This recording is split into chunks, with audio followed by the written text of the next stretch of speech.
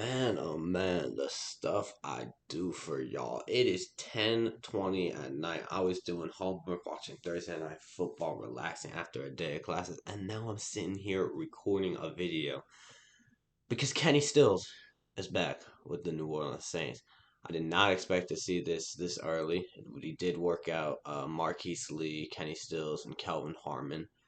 And it is now official that Kenny Stills has signed to our practice squad.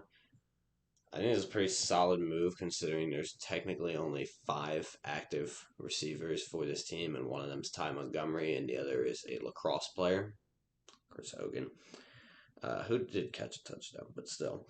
Uh, get a guy that's familiar with the system, a fan favorite. I think it's gonna bode well, and last year didn't play a whole lot with the Texans, didn't have a great year, but the year before that is really what I want to talk about. And it seems like a lot of these guys I know I'm talking about, I'm like, well, he was really good in 2019. But you got to remember, 2020 was a weird season for everyone. Let's just go over some of the metrics on why to be excited. But in 2019, 2018, 500-yard receiver, that's kind of, I mean, we're going to need a little more in the Michael Thomas-less offense. But to be honest, I wouldn't expect him to play that much. This is going to be an offense that runs through Callaway, Kamara, Deontay, and hell, even maybe Jawan Johnson balled the fuck out. But if he can get 400 or 500 yards this season, that's probably a very positive season for him. But let me tell you what you're getting in Kenny Stills. Now, you're getting a guy that can stretch the field, but has good hands. He's not like a burner. We already got our burners. But on yards per target in 2019, he ranked seventh with 10.2.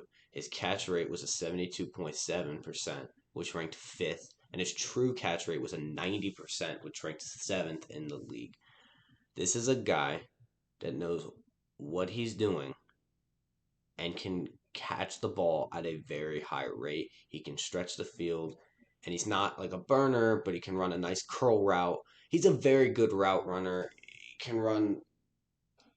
What I'm saying is, this is going to be an old reliable type of guy. You're going to see, in some senses, he is just a very, very, okay, calm down, worse version of Michael Thomas. A guy, except in the sense that this is a guy that has exceptional hands, good old reliable target, and when you see him thread throwing the ball, he's most likely going to catch it if it's on target because his hands are very good.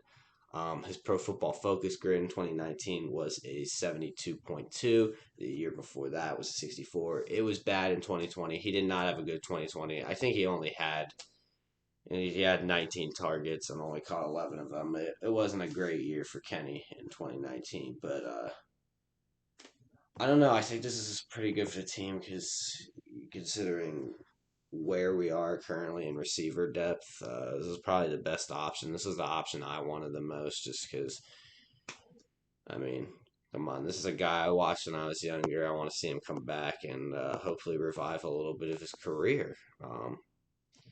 And I'm hoping he can do that. I think you're not going to see him play a huge role, but I do think he'll be activated as a 53-man roster by next game or week 3 because we desperately need receiver help. Get him back with Sean Payton. His best years were here. And let's see what we can do. Let's work, baby.